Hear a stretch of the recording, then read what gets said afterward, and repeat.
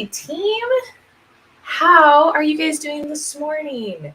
I am super excited to be hanging out with you guys today. I was very sad I missed doing this stream last week. Unfortunately, I woke up with a migraine, and I legitimately thought I tweeted about that because like migraines make your brain do weird things. So I thought I woke up, was like, no migraine, I need to just go back to sleep. There's not really much to do for migraines except sleep. And I thought I tweeted sorry team, blah blah blah blah. And then when I woke up at noon with less of a migraine, I was like, oh shit, that didn't send, and now I'm here. So yeah, I've got my coffee this morning. We're gonna talk about the Oklo Reactor. I think that's gonna be super fun. Good morning, Mackenzie. So while we're waiting for a few people to get here, so let's do a couple channel announcements. So I actually have a pretty big life thing that I wanted to share with you guys. I've been unintentionally hinting at it for a while. So if you're wondering, the main reason Maddie's been really flaky this entire year, surprise, I'm pregnant. I'm 6 months pregnant at this point. I've been waiting until we pass the viability date.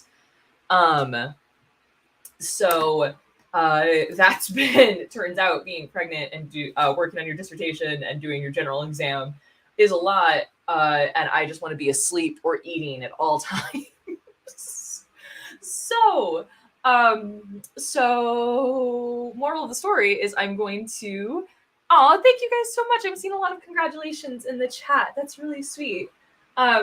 So I'm trying to figure out how to balance school and getting ready for baby and baby showers. We're doing a lot of traveling right now before I don't feel comfortable traveling. And then also this YouTube thing. So I'm gonna keep trying to get stuff out as often as I can. I really like doing these live streams. And I like doing my Weather 101 series. So it's just, I'm juggling a lot right now. And so I appreciate you guys. So I appreciate you guys coming and hanging out this morning. I hope you have your coffee or whatever it is you like to drink in the mornings. This is my, before anyone panics, right? This is about 50 milligrams of caffeine, right, in this cup of coffee. And one, it's actually to prevent migraines, recommended that you don't completely cut caffeine out in pregnancy. Hey, Smitty. And so you can, and safe and normal is up to about 200 milligrams of caffeine.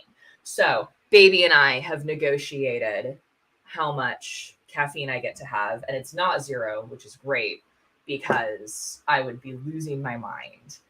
Okay. So brief overview of the Oklo Reactor, because it's really, really, really, really, really, really cool, and I love talking about it. And then we'll see how creationists try to, listen, spoilers in this article, they try to use it to say, see, accelerated decay, which is no, and I'll get to that in a second. But so this is the Oklo Reactor. So it's a naturally occurring nuclear fission reactor that was in that's in Africa. Dr. Chris says, my job is turning coffee into C++ source code. I feel that in my soul, my guy. I do a lot of Python coding for meteorology stuff, right? Because it's just huge data sets, and how else are you going to look at all of it all at once? And I'm not a programmer. I've never had a class in programming. I'm completely self-taught. And so it's always brutal for me.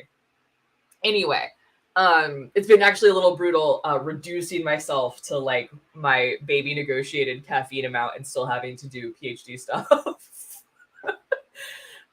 Anyway, so here's what happened, right? I think it was for a mine. I'm not sure. So some scientist folks were down at this place in Africa. I'm pretty sure it's for a mine. And they noticed that, hey, when we dig up this rock out of the dirt, it doesn't have as much uranium as it's supposed to. Specifically, it doesn't have as much uranium-235 as it's supposed to. And that's super weird because no matter where you go in the world, right? No matter where you go in the world, here on planet Earth, if you went out and you dug up some rock and you dug up some uranium, you're going to find a certain amount of uranium, right? Like uranium makes up a certain percentage of the Earth's crust, and it varies. Like granite has more than, say, limestone, right? So it varies in type of rock, but like we know how much uranium we should expect. And we have a consistent ratio of this is how much uranium-235 is there, this is how much uranium-238 is there, and this is how much uranium-236 is there. Those are our three naturally occurring isotopes of uranium, and it's mostly uranium-238 with a little bit of uranium-235 and even a little less bit uranium-236. Okay. And so they were like, well, this is super weird. I'm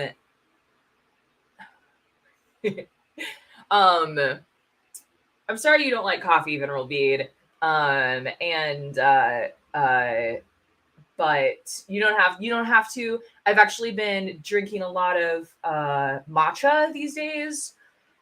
Because less caffeine and I still get my like warm beverage, or now I've switched over to like iced matcha. I still feel like a grown up, but I don't have to only drink water ever. Also, if you guys have been wondering why I've been drinking water on Matt with Maddie over on Dapper Dino's channel since January, doing those sober is rough. I'm not gonna lie. Okay, so they're like, we have specifically not enough uranium-235. What was going on? And they dug into that, and it turns out that several million years ago, a self-sustaining fission reaction, nuclear fissions, this is a natural reactor, was occurring in this spot. Now, you should know that, so part of this is because, uranium-235 decays faster than uranium-238. Right? So if we jump back, say 10 million years, right, then the relative concentrations you find when you dig up uranium in the ground is there's a higher percentage of uranium-235 in the past than there is now. So civilian reactors, because remember, team, I was in the Navy and I taught about reactors on submarines. So I always think of things as like military reactors and civilian reactors. But civilian nuclear power plants here in the United States use uranium that is enriched to about 3% uranium-235. And I think if you guys have forgotten, or I didn't mention it, or you just didn't know, uranium-235 is much easier to make fission than uranium-238, right? So when we're doing nuclear power plants, we're using not the like 99% of what uranium in the ground is, uranium-238, but we're going to use uranium-235. This is because, while both uranium-238 and uranium-235 are inherently unstable, right, they're not super unstable. So the length of time, Mackenzie, I'm going to answer that like right now. So the length of time it takes for a substance to like its one half-life gives you a sense of how stable it is, right? So uranium-235 has a half-life. I don't remember what it is for its. The number I carry around in my head is what it is for its full decay chain down to lead instead of the first reaction. But uranium-238, its half-life for the full decay chain down to lead is about 4 billion years, and uranium-235, it's like 1.5 billion years. So moral of that story, uranium-235 is about 4 times more unstable than uranium-238. So that means that it's ready to fission, right? It's more ready to fission than uranium-238. And so to make something fission, to induce a fission reaction,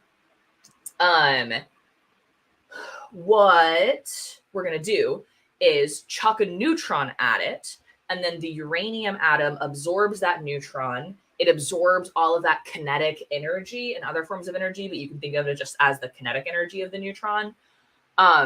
It absorbs that, and that kind of tips it over the edge of being unstable. And then it's like, this is terrible. I'm going to split in two pieces, right? YOLO. So the amount of kinetic energy from that neutron that you need for uranium-235 to split, to fission, is much less than what you need to make uranium-238 split and fission. And so in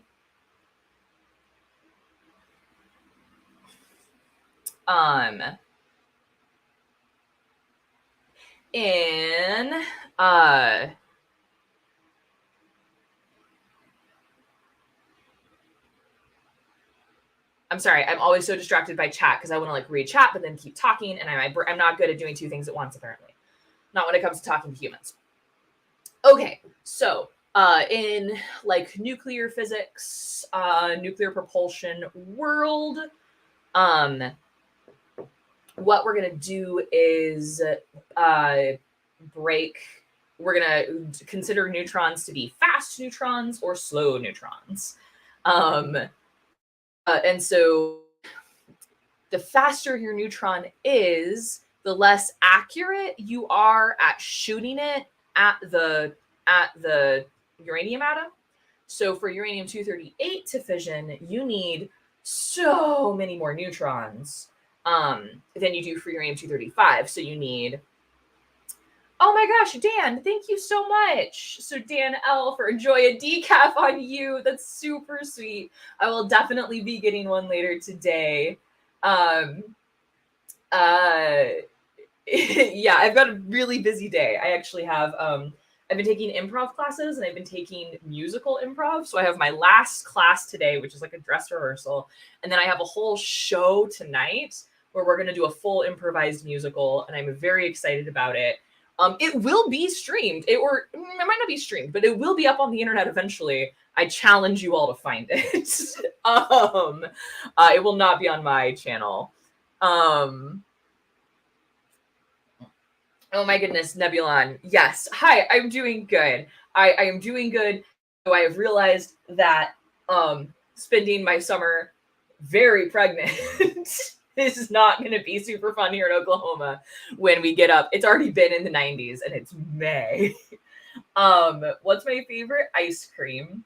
My favorite ice cream is actually, okay, so there's an Oklahoma, they might exist in a few other states, but Brahms ice cream is my favorite.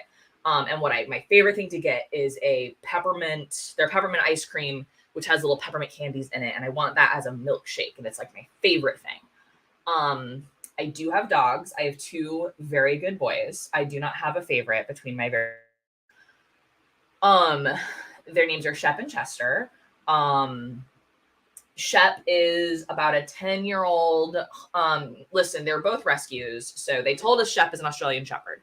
Shep weighs 100 pounds, and that's after his diet. And he is a very big boy. Oh, I forgot to connect myself to my Ethernet, so I don't want my stream to flip out. Okay, there we go.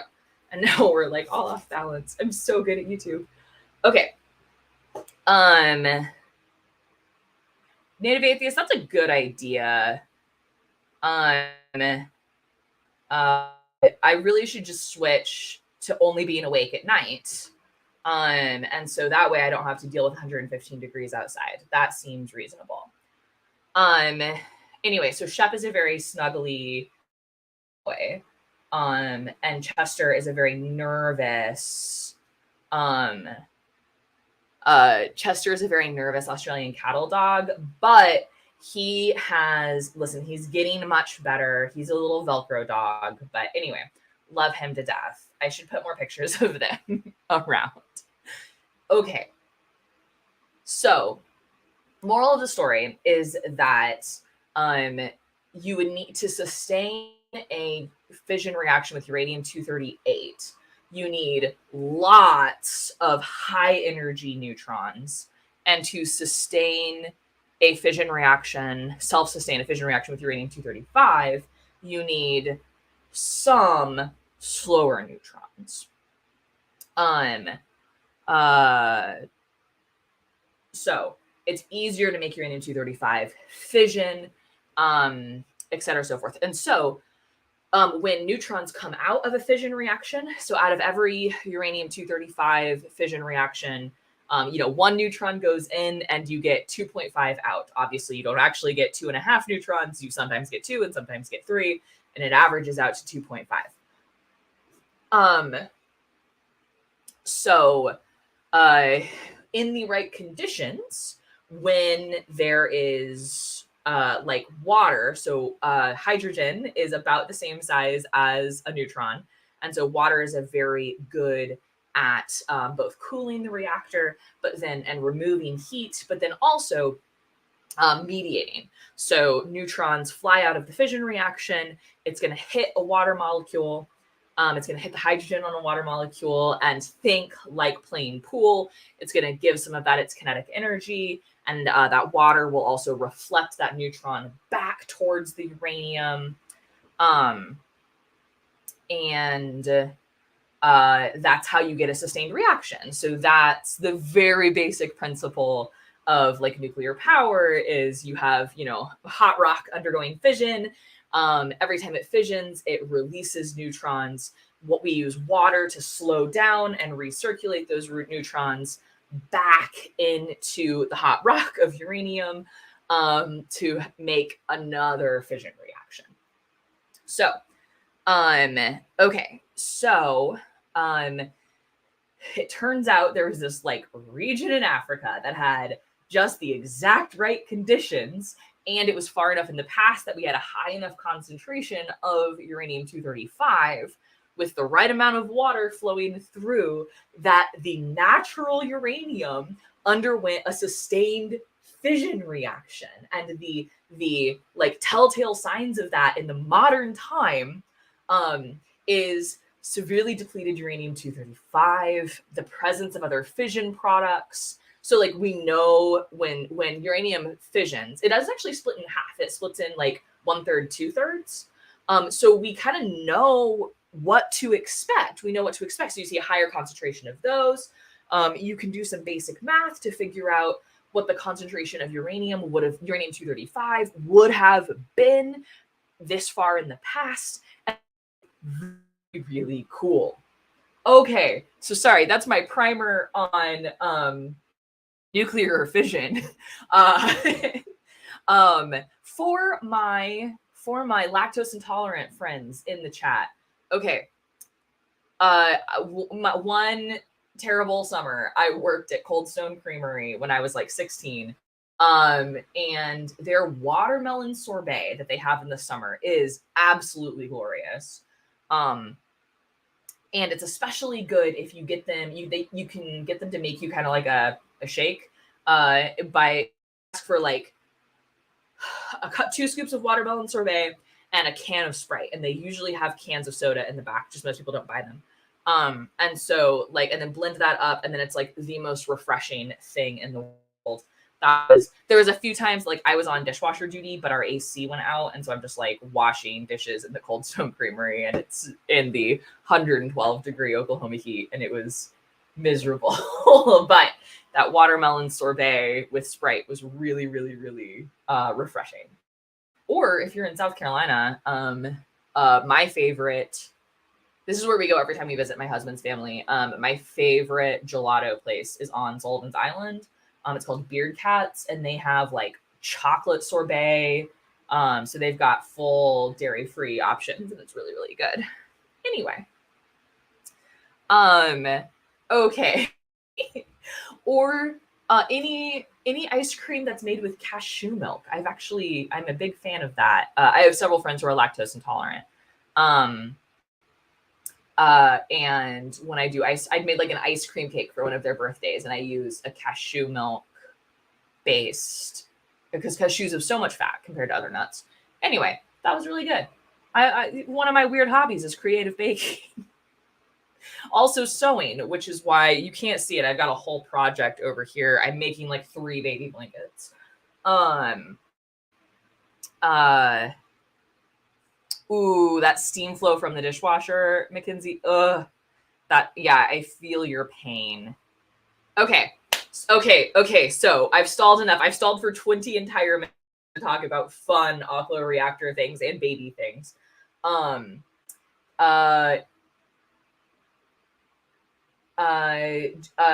Peter, it might be your connection. It might have been mine, but if it was mine, it should be fixed now because I am connected to Ethernet instead of Wi-Fi. Okay, should be fixed, hopefully. So let's see what creation.com has to say about this here Oklo reactor. So the Oklo natural reactor in Precambrian rocks, Gabon, Africa. The reactor that began without human intervention. Okay. Cool. Can a uranium deposit begin self-sustaining nuclear reactions without human intervention? So probably not now is my answer to that question, but far enough in the past that you had about like 3 to 5% uranium-235 naturally occurring. Sure. Under the right conditions. In 1972, while analyzing uranium, which had been mined in Gabon, Africa, some French scientists discovered some uranium, which had an abnormally small percentage of the isotope uranium-235 compared to uranium-238. And in most uranium, 0.72% is uranium-235, and no natural uranium has ever previously been discovered with more than 0.1% different from that ratio, from that 0.72%.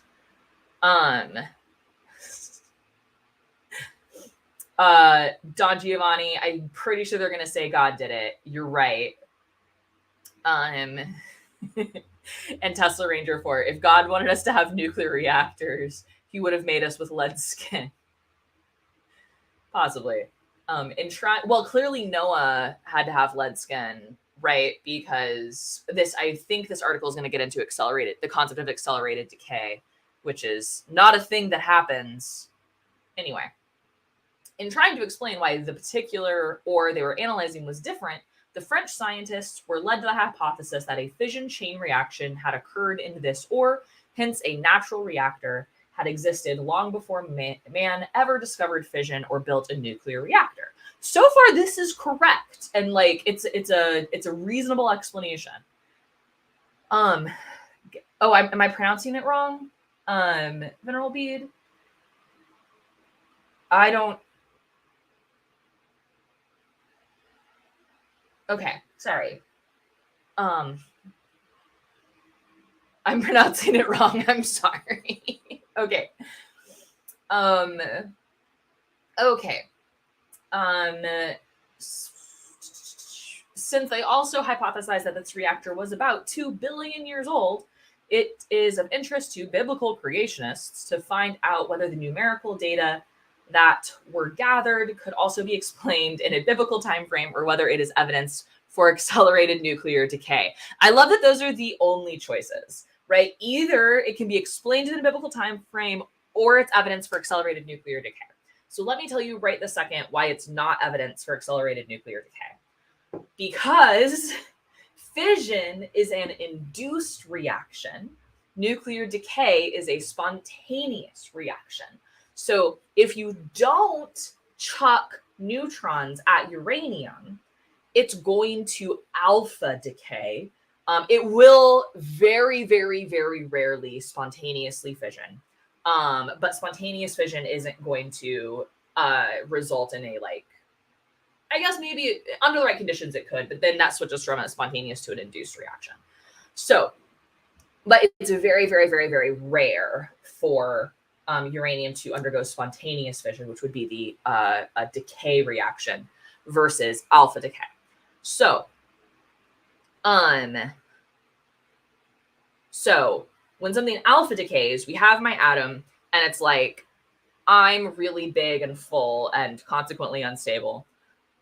And so what I'm going to do to make myself more stable is spit out the nucleus of a helium atom. That's what an alpha particle is. It's 2 protons and 2 neutrons bound together, but there's no electrons, right? So spits out an alpha particle, which is the nucleus of a helium atom. Why do we have 2 names for this, you ask? Because when alpha decay was discovered in the early 20th century, they didn't know that's what was being spit out. It took them a while to figure out what that particle was. They just knew that there was a relatively large particle being spit out. Okay. So the product, what's left over after alpha decay, is oh no, it's radium. It should be radium is the next thing in the chain. I hope I didn't just mess that up. Right. But it is an element, right, that is 2 protons off of uranium. So uranium has 92 protons on it. So this is going to have 90 protons in it. When uranium undergoes fission, it splits into 2 pieces. One that's going to have about 60 protons and one that's going to have about 30. Right? So it's very easy to tell the difference. So if all you have is the products that are left over, which is what we would have after 2 billion years, it's still incredibly easy to tell if this was fission or alpha decay. So right there's no evidence that this was, the strange thing is that this was a fission reaction, right? And we can tell that by the amount of by what's left over, what elements are currently in the rock. And that's not accelerated nuclear decay, because that would be increasing the number of alpha decays. So those would be super, super, super different results. Okay. So the only of their 2 possible explanations, not that it was just a nuclear reactor that happened 2 billion years ago, this can it be explained in the biblical time frame? So no, because we wouldn't have enough uranium-235 6,000 years ago or 4,000 years ago. And it's not accelerated nuclear decay because that's not the evidence. That's not what the evidence is there for. Okay. So now, according to the geologic timetable of conventional historic geology, the Oklo surface rocks are Precambrian strata. Thus, they would represent rocks present before the Cambrian explosion, which shows the sudden appearance of multicelled plants and animals. So I'm not a biologist or a paleontologist, but I know enough to know that idea of the Cambrian explosion, it's a little outdated, because what happens is there's a transition from it's a selection bias, because we do see a transition here of lots of things that now have hard parts like bones and shells, and before that it was mostly things with soft parts, which are much less likely to fossilize. So so it's not the sudden appearance of multicelled plants and animals, right? That's not what's going on in that Cambrian explosion. It's that, like, now all of a sudden, not all of a sudden, but all of a sudden in a geologic sense, animals and like creatures are more likely to be preserved by fossilization. Not that multicellular animals and plants and animals didn't exist before this. So, okay. In many creationist models, the Precambrian rocks in Oklo would either be the lowest lying sediments from the flood. Thank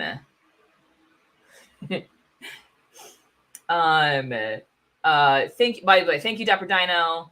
That explosion lasted like 25 million years, and that is indeed preceded by tens of millions of years of I don't know how to pronounce that word, but it's on the screen, and y'all can try that in your own heads. Okay, cool. Okay. So they're saying that these Precambrian rocks are the lowest lying sediments from the flood or else pre-flood rocks. Since the reactors were found in some steeply dipping sandstone sediments, their exact time of placement is not certain, and the nuclear reactions could have occurred after the sandstone deposition, but they would represent an early stage of Earth history in any credible scenario. Okay. Our dying son says, "Oh, thank God the Americans are waking up. There was nothing to watch in the UK." I'm glad I can be helpful. That was that's one of the reasons I kind of like doing like Saturday morning streams instead of evening streams. I can interact with more people from more time zones. Okay. So this paragraph was creationist nonsense about what their model for the geologic column and when rocks are laid down. But they do say that like this has to have happened early in Earth's history. So sure, absolutely. Okay. At Oklo, the first reactor zones were discovered were in a strip mine in 1975. A scientific meeting was held in. Hold on, I'm going to go back to Venerable Bede's pronunciation guide and try to say this correctly. I think it's French, and my is it Gabon? I'm sorry, my like Oklahoma accent sometimes prevents me from pronouncing things, fancy things. Okay.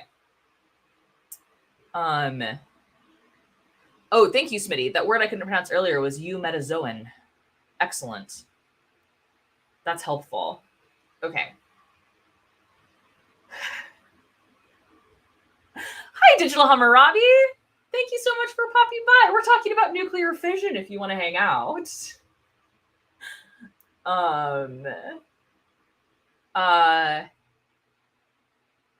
Yeah.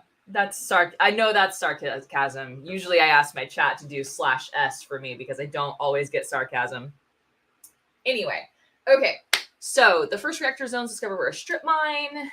This included some sessions on benches in the strip mine next to reactor deposits. Participants observed the exposed rocks inside the strip mine, including uranium oxide deposits. Since the conference, more than a dozen reactor zones have been discovered at Oklo, and others about 20 kilometers south. Today, water fills the Oklo's mine pit, which was permitted to flood, even covering sites of the reactor after the mine's uranium ore had been exploited. Okay. So one of the uranium concentrations, that's a cool picture. Okay. By the way, Digital Hammurabi, I'm working on a baby quilt right now, and I'm just reminded that it's not as cool as the one I made for you. I don't think I'll ever make a quilt that cool again. Anyway, I mean, I guess I could make that quilt again, but that sort of ruins the purpose. Anyway. I made that, for you guys that don't know, I made them for their twins. I made them Sumerian. There's cuneiform on the quilt that I used their book to translate, and Josh was nice enough to spell check my quilting for me. Anyway, so they're going to talk about the fission process now. Okay, so nuclear fission begins when a nucleus deforms. Yeah, sure. The deformation may be produced when a nucleus absorbs a neutron, resulting in an excited nucleus with extra energy. Yeah, that's pretty okay. The situation is often compared to a charged liquid drop. As the drop oscillates, it may assume a peanut shape, which, because of the positive charge on both ends, then splits in two. Yeah, so that's called the liquid drop model. It was actually first discovered by my favorite historical scientist, Lise Meitner. If you've never heard of her, it's because she's one of the amazing women for whom men won a Nobel Prize for her work. So she made this discovery and like wrote this paper in the mid 1930s. But she was a Jewish woman living in Germany at the time. And so she sort of wrote this paper and pieced out to to Switzerland for the rest of World War II. And even though she was offered to work on things like the Manhattan Project, she absolutely refused to be a part of developing atomic weapons. So Lise Meitner is a very, very, very cool unsung hero of nuclear science, nuclear physics. And she was acknowledged in like the 90s by an element is named after her, metronium, I think. It's element number 109. Okay, cool.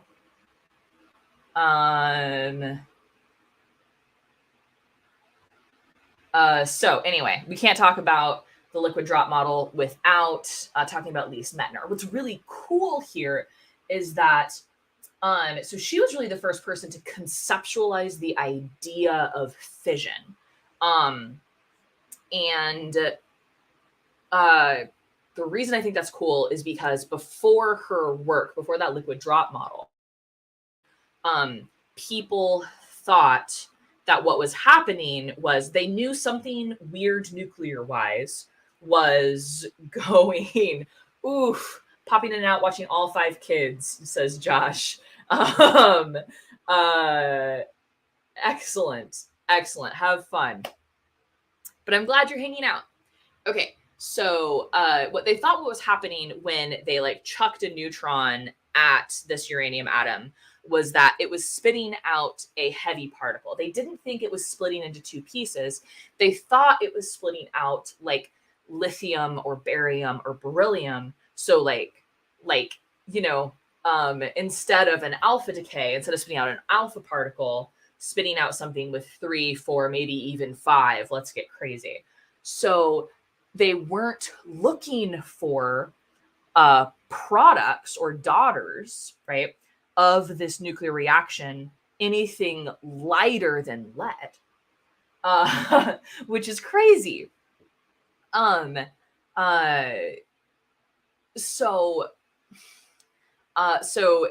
they kept not being able to find the product of this reaction.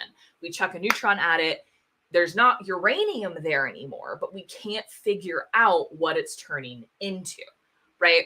And so then Lise Meitner comes along and is like, guys, what if it's like splitting in 2? So we're not looking for light enough particles. Again, drops that paper, pieces out to not be murdered.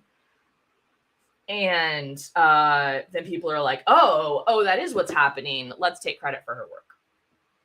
Okay. Oh no, this next sentence is bad. The nuclear force of attraction between nuclear particles is short-ranged. So that's a true statement, but like, what's a nuclear particle?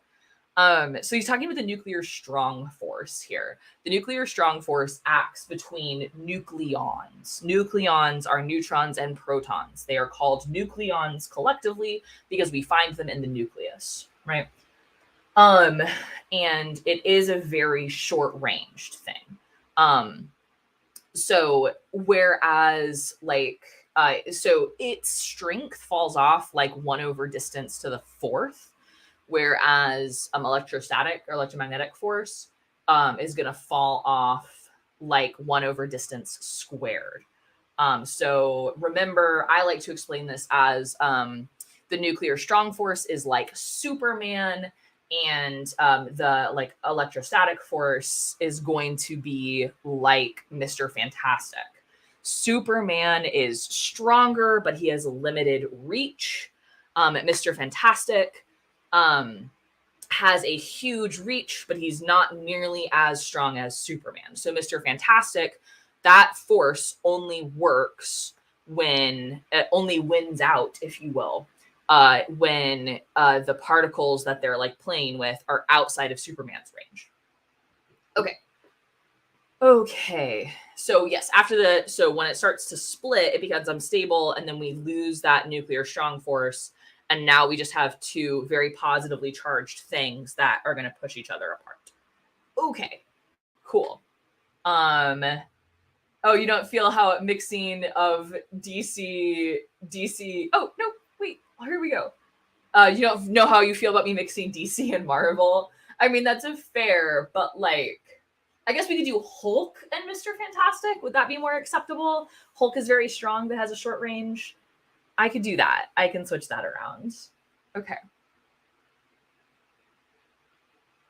Okay. No, not that button. This button. All right, great. So, okay. The two fragments then emit neutrons and photons. They actually emit more than that. They're going to really, really rapidly beta minus decay because they're so unstable. The neutrons, but yes, on average, out of a fission reaction, you get 2.5 neutrons. The neutrons may go on, this is where we're at, to cause more fissions. That's true. If the number of neutrons is enough, self-sustaining chain reactions will result, which we call a nuclear reactor, right? Yes. So if for every fission that occurs, you get exactly one neutron that goes on to cause another fission, that reactor is said to be critical. If you get less than that, then that's subcritical. If you get more than that, that's supercritical. That's the terminology. Now, the self-sustaining chain reaction is pretty difficult to achieve. Because so like it's easier to make a nuclear weapon than it is a reactor, because it's easier to make the reactor be supercritical and have like a runaway chain reaction that burns through all the fuel really fast than it is to have a like self-sustained slower thing. And so to get the self-sustained slower thing, that takes a good amount of control. And that's one of the reasons you really, really need the water present to keep everything together.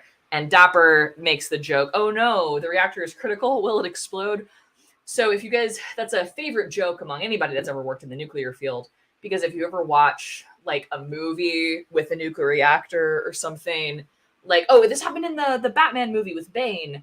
They were like, the reactor will go critical. Like that just means it's a self-sustained reaction. That doesn't mean anything bad is about to happen. So that's a huge like discontinuity of knowledge between common people, like everyday people, and nuclear people and nuclear power or nuclear scientists. Anywho, okay. One result of all this fission is a lot of fission fragments. Absolutely, the smaller nuclei produced when uranium splits. Any viable theory explaining Oklo deposits must therefore be able to explain and correlate two sets of data. One is the amount of different forms, the isotopes of the fission product elements remaining in the reactor at Oklo at present, and the other is the amount of uranium found in the ore. Absolutely true. Both of these sets of data plus a theory gives an estimate of the amount of fission that has occurred, and both sets of data must result in the same estimate if the theory is correct. Totally true. Okay. Some of the natural reactors are very thin slab-like deposits. They are in fact too thin to support a self-sustained nuclear reaction. However, compactification, is that a word?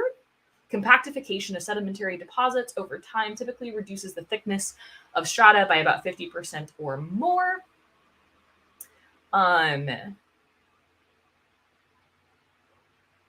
Especially as the sediments dry out and or expel water from pores. Whether the deposits originally had the right configuration to support sustained nuclear reactions is thus a difficult question.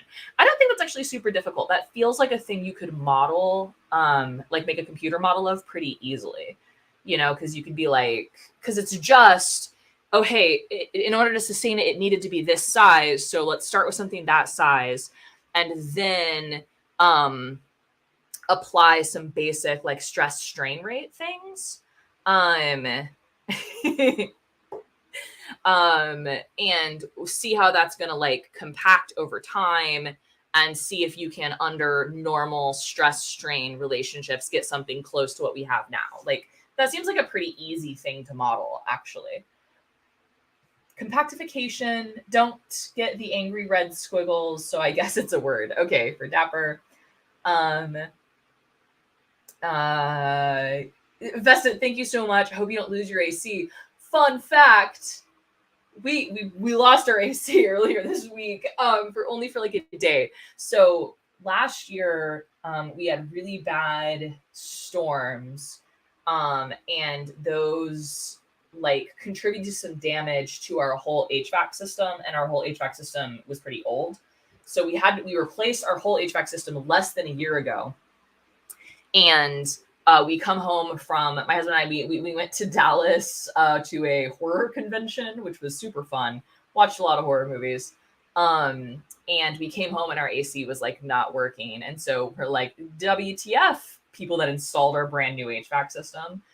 Turns out they'd like nicked a line as part of installation, and we were slowly leaking Freon. And so they came out, luckily it was still under warranty. So they came out and they fixed it and they refilled our Freon, and now our AC is working. So good God, please let it not fail again.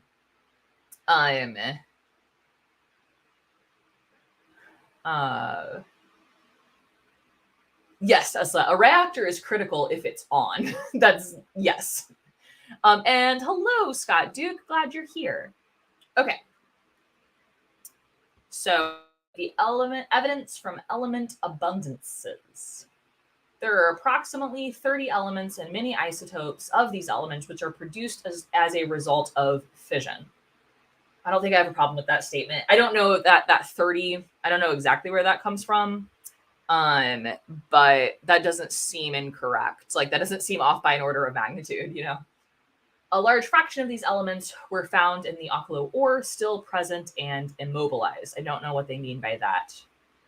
In most of the reactor zones, another fraction of the fission products probably dissolved and moved away due to water percolating through the ore.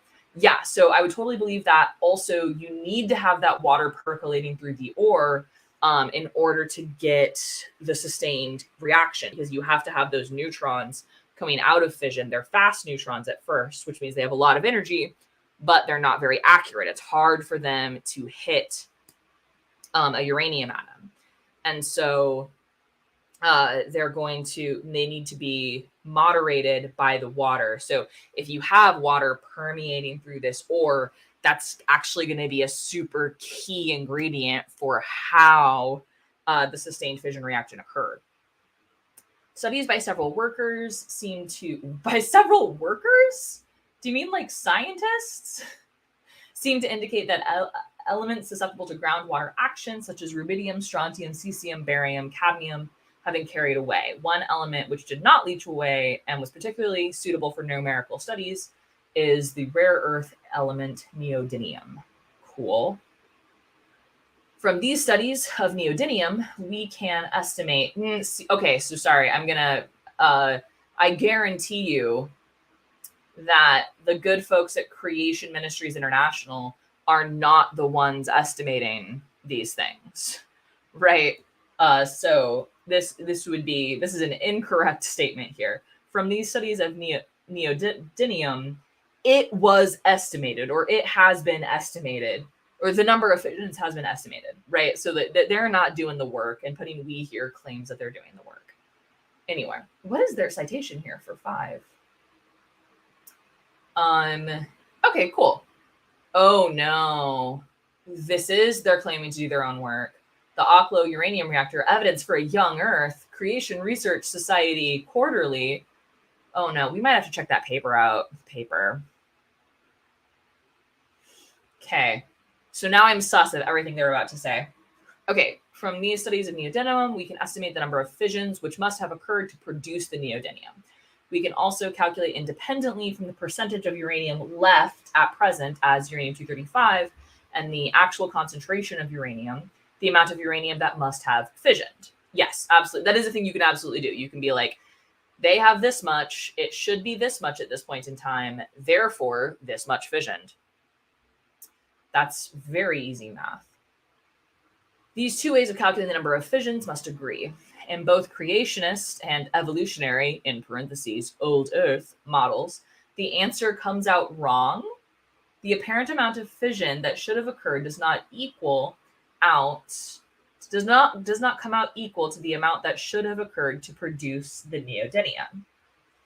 Part of this discrepancy is due to fission of plutonium, decay of plutonium 239 to uranium 235, fast neutron-induced fission of uranium 238, and possible changes in the size and shape of the ore. When these factors are taken into account, the data are consistent with the hypothesis that a reactor produced the elements at Oklo, but the actual detailed numerical comparison depends on mostly unknown distributions and their changes over time. Okay, love this. They're like, yes, based on all conventional science, this all makes perfect sense. However, creationism. An examination of element abundances in the remnant rock show that the reactor is operated by using surface and groundwaters to moderate and reflect fission neutrons in order to sustain the chain reaction. True. Relative work by Meshnik et al. Let's just see who this is. Okay, excellent. Sorry, this is in physical review letters. An actual journal. Record of cycling operations of the natural nuclear reactor. So yeah, so it is hypothesized that it wasn't just like it was a reactor and then it like shut down or turned off. But rather it was a cyclic thing. So like it would get up, have a sustained reaction for a while, and then that would stop, and then that would happen again, and then blah blah blah. Okay. Okay. So let's return to text. The reactors may have cycled on and off as groundwater concentrations were changed by the heating caused by the reactor and then replenished after the reactor shut down. This author thought that the reactors may have operated for a half hour until accumulated heat boiled away the water, then shutting down for a couple of hours. Yeah. I'm laughing at Dapper. Their wording implies that some guy is operating the reactor. Yeah. Anyway, okay. How much energy did the reactors produce? The reactor power production turns out to be a bit different in various models. The total amount of energy that the Oklo reactor produced may have been as small as 440 megawatt years, according to the creation model with a young Earth assumption, and 15,000 megawatt years in the convention model with a 2 billion years ago assumption. I would love it if you stated like specifically, so the assumption that the Earth is young doesn't like if that's step A. Step B is not, therefore this only made 440 megawatt years of power, right? There's that's like step F, right? So I would love to see the like, so if it was young Earth, therefore this, therefore this, therefore this, therefore this, right? That's what I would have loved to see. So I can't quite. Megawatt years just reduces to megajoules. Just use megajoules. Excellent. Yes. Okay. So I would love to see what their actual assumptions are in that. Okay. By comparison, modern electric power reactors rated at 2,000 to 3,000 megawatts of thermal power would have produced these amounts of energy in 2 months and 5 to 6 years, respectively, operating at full power. Cool. The evolution model requires more energy to have been produced since 2 billion years ago. Oh, the evolution model requires more energy to have been produced since 2 billion years ago. The percentage of uranium that is uranium-235 would have been 3% instead of 0.7%, with the result that more fission had to occur. If one assumes accelerated decay has altered the relative uranium isotope abundances, then one can accommodate a larger power level for the reactors. What? Sorry, let's read that again. So it sounds like if one assumes accelerated decay has altered the relative uranium isotope abundances, then you can accommodate a larger power level for the reactors.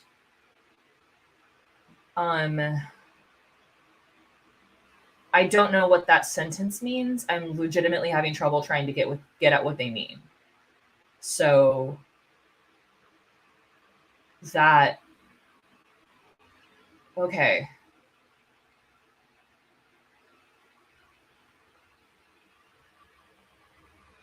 So is what they're saying that for creationism to work, the Earth has to be only 6,000 years old. So at some point in time, there had to have been accelerated nuclear decay. So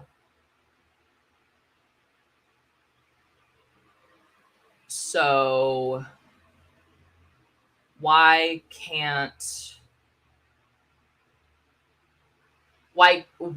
in their model with the nonsense that is accelerated nuclear decay, it have been at 3% concentration of uranium-235? Like, why is that not okay?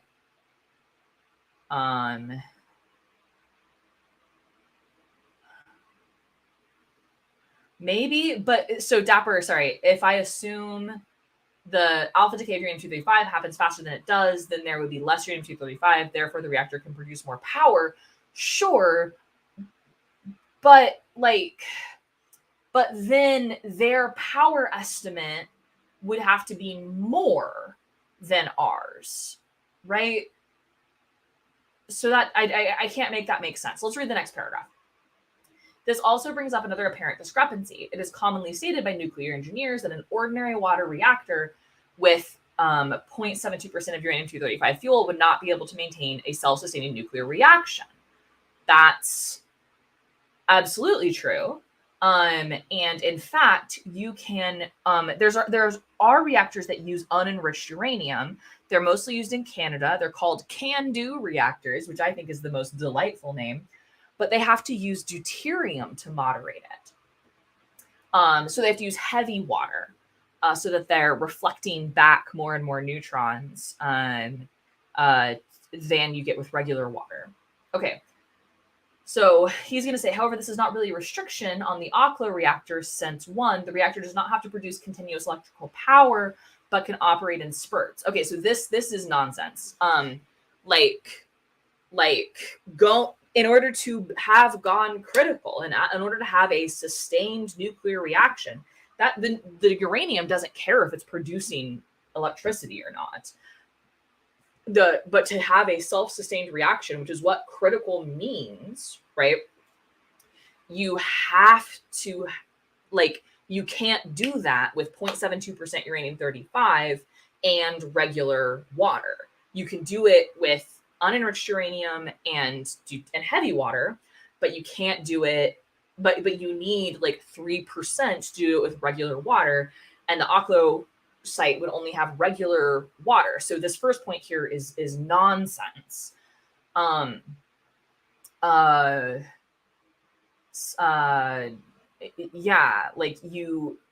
Which the time in between being used to allow fission product poisons to decay. I hate to, that's not going to cause, so some of the fission products are also going to absorb neutrons, and so they're taking neutrons away from those that could give my sustained nuclear reaction.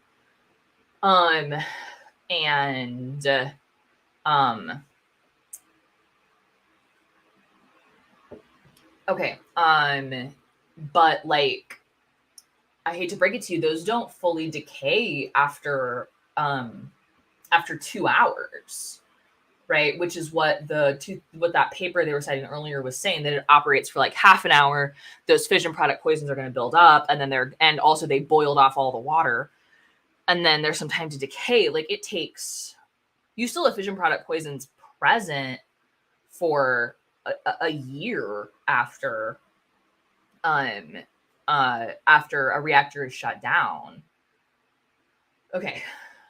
So this is nonsense. First, point 1 demonstrates a complete lack of knowledge of nuclear physics. So that's fun.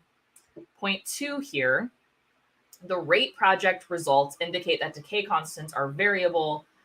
No, it didn't. That's a nonsense thing. And we have no evidence to suggest that decay constants are variable. And hence the actual percentage of uranium-235 may not have been the actual value of this percentage even at the relatively recent ages suggested by creationist models. Okay, so yeah, so this is again if magic happened and decay rates are not constant, which again we have no reason to think that they're not. Then we can make this work.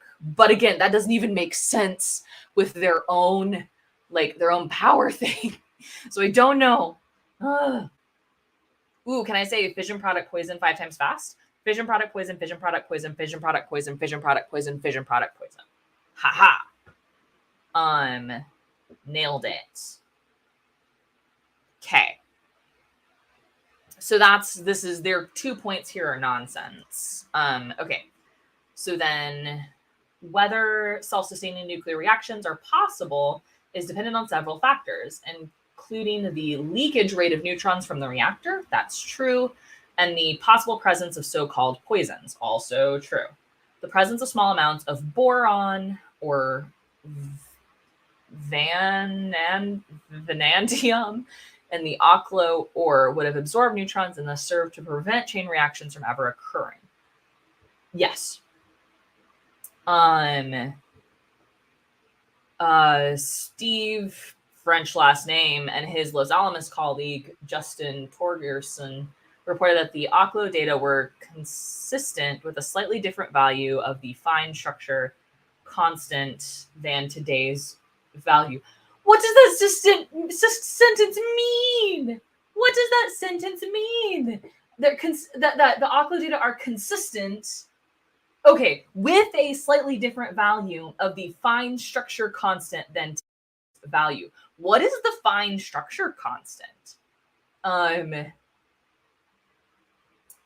However, the amount they specified was very small and subject to possible future refinements. The data provide constraints on changes in the strong coupling constant of the nuclear forces. Sorry, this reads like someone was trying to summarize a real physics paper without understanding the physics, right? This reads like a middle schooler read a real physics paper and is trying to explain it to the class and they don't understand it. And I'm getting mad. Anyway, I'm getting mad because this is supposed to be evidence for changing constants, and they're implying that means decay constants. But like, he doesn't talk about decay. What is a fine structure constant? Jeez, sorry, that's not a term I've ever heard before. So let's Google it. Okay. In physics, the fine structure constant, also known as Sommerfeld's constant, commonly denoted by alpha, is a fundamental physics constant with quantity which quantifies the strength of electromagnetic interactions between charged particles. So that has absolutely nothing to do with decay rates, you nonsense people. So that's fun. Jeez. Can I say unique New York 5 times as fast as possible? All right, let's see. Let's try. Unique New York, unique New York, unique New York, unique New York, unique New York. All right, that one's harder. I can do red leather, yellow leather really well, though. Okay.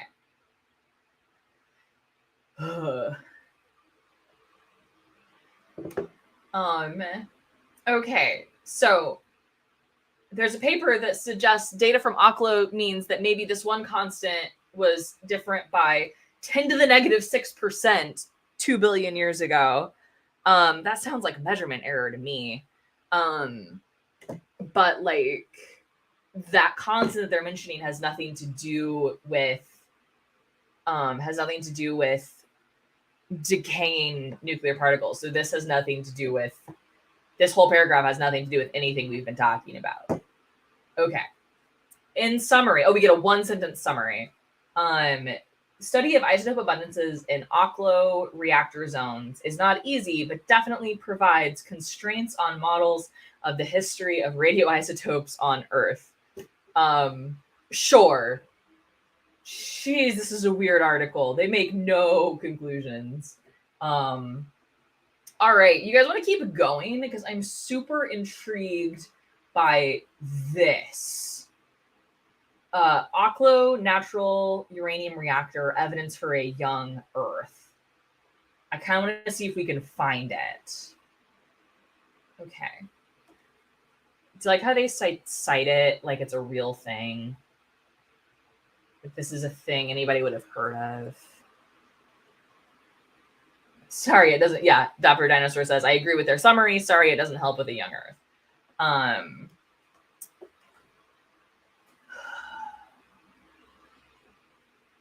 Okay.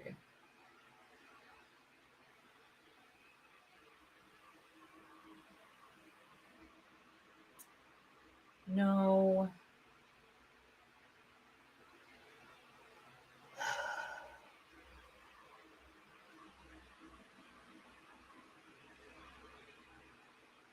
Can I not find it?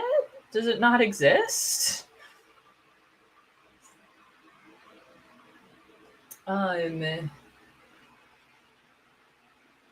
Yeah, I know we cited it. I want to find that article. Evidence for a young Earth. Maybe I can go to, let's try this. Let's try going to Creation Science Quarterly. Creation Research Science Quarterly. Okay. Archives. We want to go back to 1984. Okay.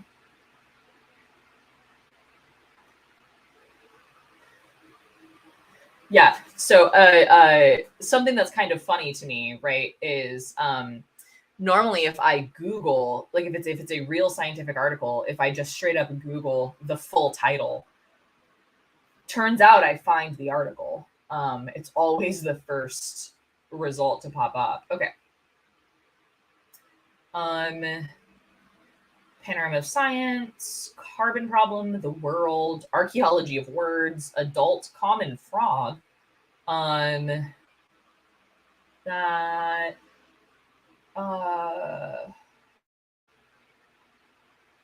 okay.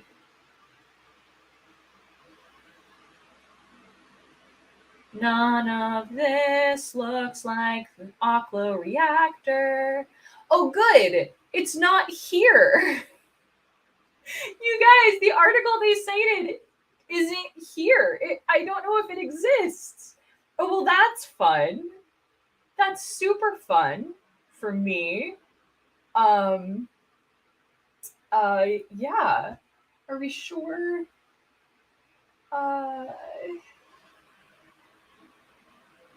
Goodness. Okay, well, if we don't have any more Oklo Reactor stuff to chat about. No, it's not here. Oh, there it is. It's in 1985, you silly people.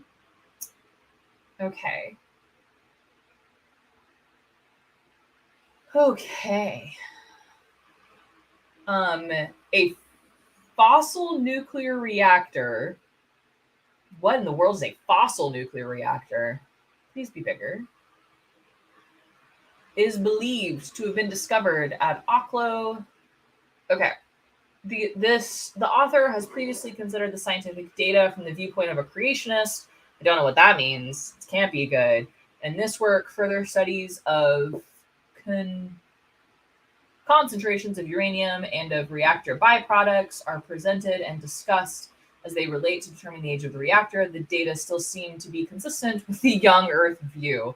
Would love to know why. Okay. So one, that's not how you write an abstract, if anybody was wondering. That's not how an abstract goes at all.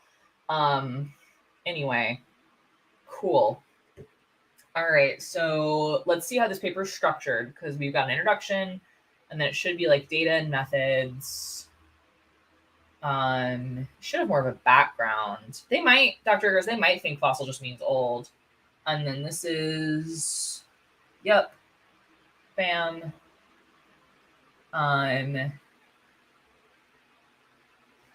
Oh, who's the author here? This is Eugene Chaffin. I've never heard of him, but I'm also not super into like creationists of the 80s. Okay. This. Okay. Concentration of other reactor byproducts.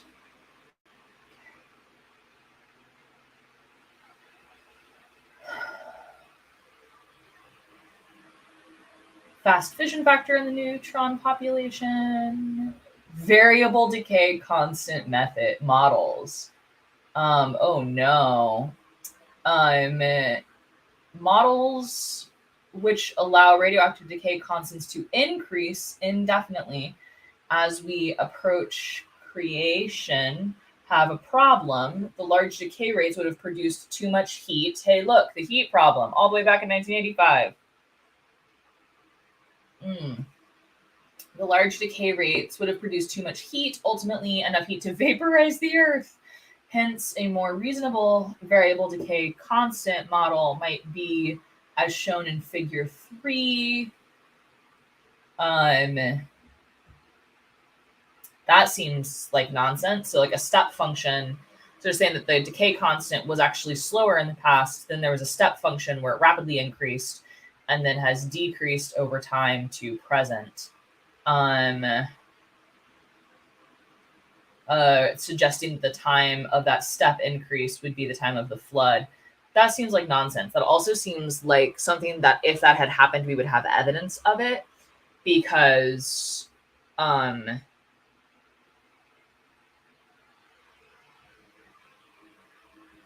because if all decay constants change by this rate, change by this amount, then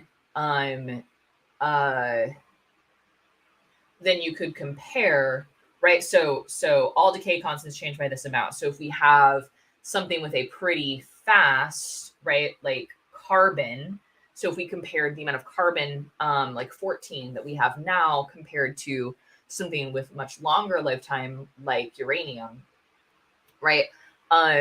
You should basically, like, for this to be the picture, for uranium to be where it is now, then we would have no carbon, if that makes sense. Like, because it would have been decaying so much faster. Dr. Eugene Chaffin is the editor of this journal, and he was on the rate team. And he says if you just change the cross section of the nuclei, then you can explain Oklo as a young Earth. All right, then we're not going to read his paper. So I will explain what this cross section is. So earlier I talked about like the probability of so like slower neutrons, it's easier for them to hit a neutron. So we measure that kind of probability of a neutron interacting with the nucleus, right, or being absorbed by the nucleus. We measure it in an area. So it's in a cross-sectional area. So it's sort of like a probability per, the unit of area we use is barns, but it's really easy to convert that to centimeters squared. It's just that, you know, we're on atomic scales, so a centimeter is huge. And so the cross section for a nucleus is a function of that depends on the nucleus itself. So the nucleus itself, how stable that nucleus is, right? So factors like that, like how stable this nucleus is. A super stable nucleus will have a smaller cross section than an unstable nucleus, because we're talking about these as like probabilities. And it's also going to depend on the energy of the neutron coming in, or of the thing you're trying to hit it with. So but these are calculable properties. And so I don't know what would you need to do to change the cross section? And so let's think about, give me a second. So to change the cross section, we would need to make, okay, so let's say we increase the cross section, so we make it more likely for a neutron to interact. So that means we would kind of like burn through more uranium faster. I mean, I need to see some numbers I'd love to see. I need to see some like numbers on that, you know, and like you can do that math. So please do that math. So okay. The moral of the story is the Oklo Reactor in no way, shape, or form supports young Earth creationism, and I'm gonna put these articles away for now. So that was fun. That was very fun. So it's like 11:15. I think I'm gonna wrap this up. It's starting to get hot out here in my garage. Yeah, thank you guys so much for joining me this morning. There's gonna be like no video uploads this week because we're actually going on vacation with my husband's family starting tomorrow. We've got like a 6 a.m. flight. And then we get back the next Saturday, and don't have a Weather 101 video ready to go up because my mic crapped out while I was filming. I was trying to like bulk film, and now I have to re-bulk film, so I have to find another day to bulk film. And I just haven't found that day yet. So great. I do need an air-conditioned garage. So I have a fan going, and my garage I have a vent. It is connected to our HVAC system, but it's not like when the AC kicks on, I get a little burst of cold air. It's not like fully connected. But this Wednesday, I will not be playing, but Power Rangers Jungle Beasts will be over on Dapper Dino's Top Hats Off. Normally I play the Blue Ranger, Claire Masters. Oh, Nebula, so much, baby, for baby shower or air conditioning funds. You're very kind. Thank you so much. We'll get it figured out. So Wednesday at 6 Central over on Dapper Dino's Top Hats Off channel. So every other Wednesday, you guys can find me playing various tabletop games, either DMing over on Cheshire Vic's channel or playing over on Dapper's Top Hats Off channel. Every Wednesday at 6 p.m. We took last week off because a lot of our players in Guns, Magic, and Steel are in school and had finals. So plus I needed a break. I was very sleepy. Baby was very hungry and tired. So I like ate a massive sandwich and then fell asleep. It was great. But you guys are super cool. I can't wait to hang out with you again. It'll just probably be in about 2 weeks.